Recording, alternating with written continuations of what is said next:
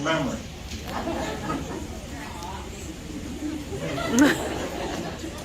I can't remember the other two.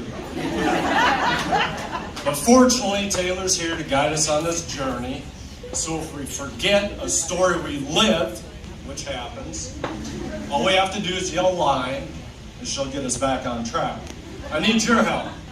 So when I forget my lines, and I will, I'm going to shout out line, and I want somebody to buy Taylor a shot. And this is a nautical-themed story. So she likes rum, by the way. She asked for a kinky story. Do you want me to change it up to a kinky story? Maybe I should ask my wife. All right. Got nothing.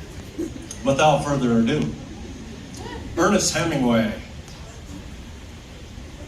was an adventurer, a drunk, and a womanizer. I loved everything about him. Most of his stories were based upon real events, and I wanted my own adventures and my own stories. So I decided that I needed to do something that Hemingway would approve of. I picked a voyage to the Dried Tortugas, and I thought that would cure what ailed me. So I called everywhere in Florida, and I asked to rent a sailboat. And everybody said no, due to my lack of experience. Nobody would rent me one, so I bought a boat instead.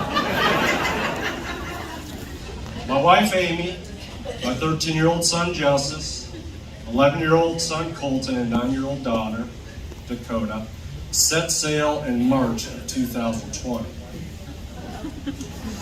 Yeah, we all remember that. The very first night, our fridge quit and we lost all of our perishable foods. The next morning, our marine toilet, which they call a head, malfunctioned and waste spilled across the floor.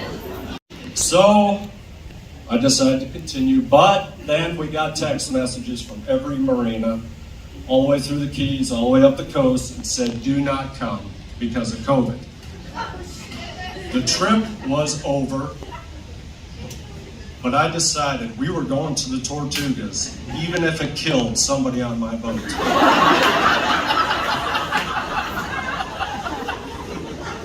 So I spent the summer watching how-to videos on how to sail, reading books about heavy weather sailing, and watching The Perfect Storm. Then in November of that year, we set sail again.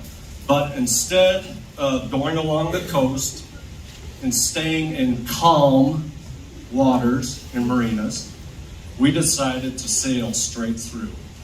And this was against the advice of very experienced sailors. They even said anybody that would sail straight through is crazy or stupid. Well, I was both, which made sense why this trip appealed to me.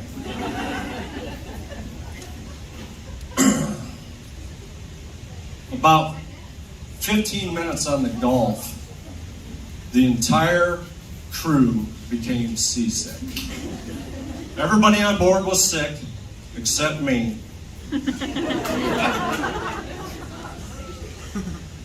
The thing about seasickness is the audio is worse than the visual.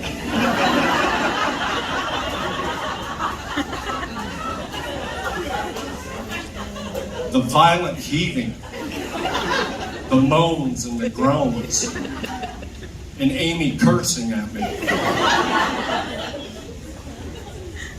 My crew was in pain.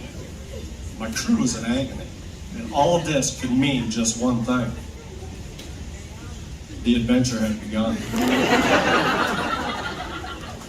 Now, during this whole time, I have sea shanties playing.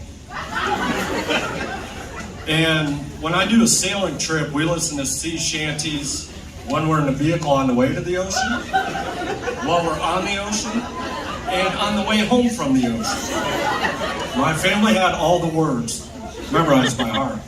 So When my oldest son, Justice, he's the only one that I trusted sailing the boat. Once he started feeling better, I went down below and tried to get some rest. Amy woke me and said, come up top, and I joined them, and I looked over the edge, and there were thousands upon thousands of jellyfish lighting up like fireworks beneath the water. And in front of them, dolphins were hopping. Now I'd like to think, the jellyfish were wishing us well on our journey. But I really believe that as the boat hit them, it was causing them pain, and that's why they were lighting up.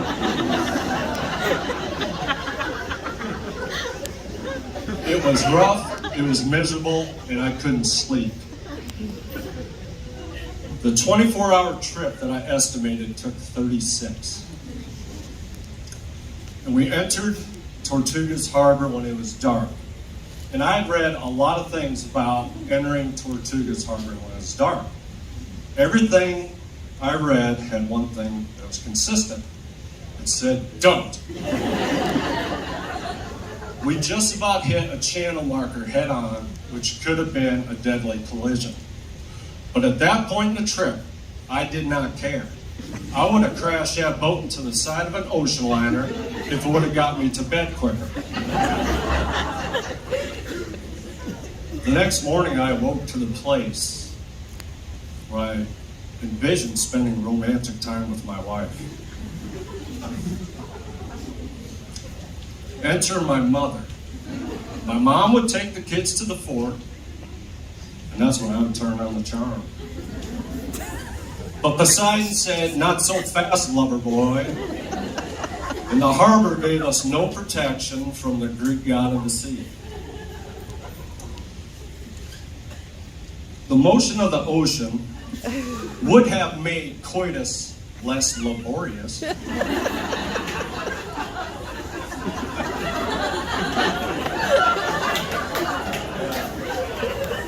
Eat your heart out, Dr. Seuss.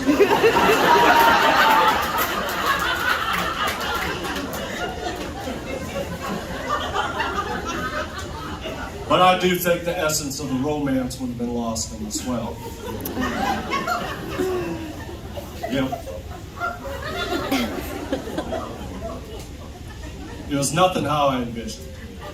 The seas were rough. The wind was blowing. No nookie.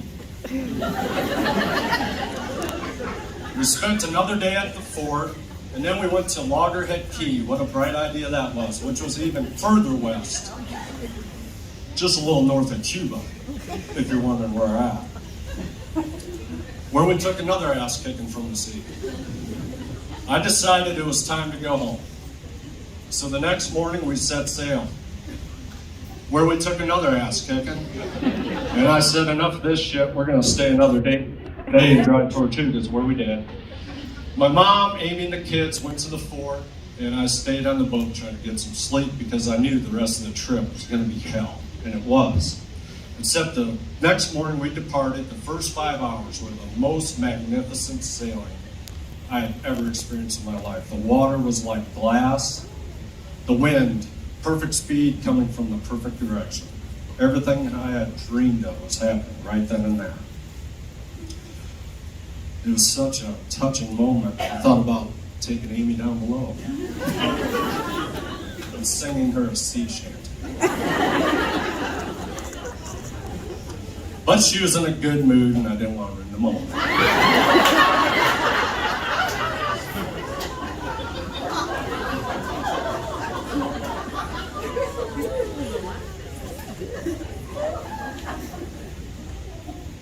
Without warning, the ocean came alive.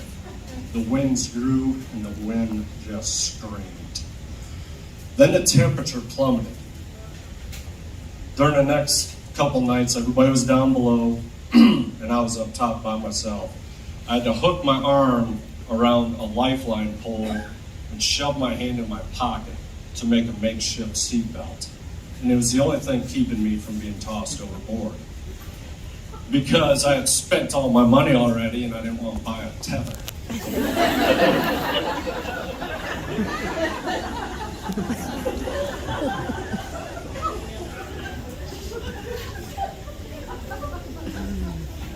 The next day was even worse, and the boat would dive into oncoming waves and it would cover the front half of the boat with water, and I would get sprayed. In that moment, I would have rather have been in a South Dakota blizzard, buck naked, because blizzards are dry, and I definitely was not. 8 hours from home, the wind died. We were middle of nowhere. Then we motored for an hour. Then the belt broke. We were dead in the water. But actually, I considered that a minor inconvenience after everything we'd been through. So I fixed the belt, and we continued motoring on. A sea turtle surfaced. Now, my wife Amy has always dreamt of seeing a sea turtle in the wild. And making her dreams come true is my dream come true. And gentlemen, that's how you line up romance for tonight.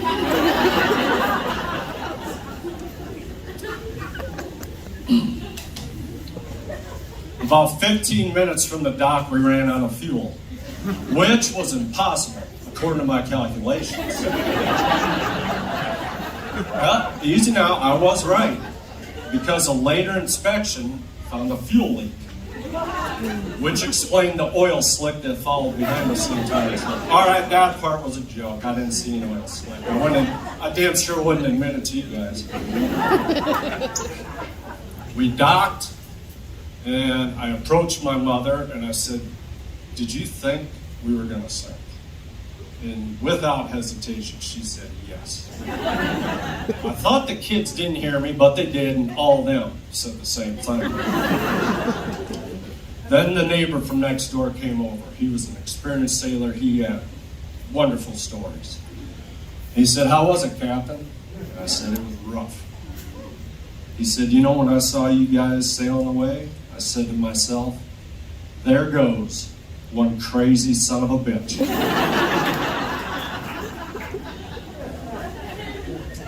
That was the nicest thing anybody's ever said to me. A couple blocks down the road, I put on the sea shanties where my family's threatened my life. Now, I do admit I could feel the motion of the ocean when that music came on. I actually do still feel that. Now, that was an adventure we survived, and I have a hell of a story, and I do consider myself a sailor. And if the saying holds true, cuss like a sailor, my wife became a sailor too when she became seasick. Thank you all.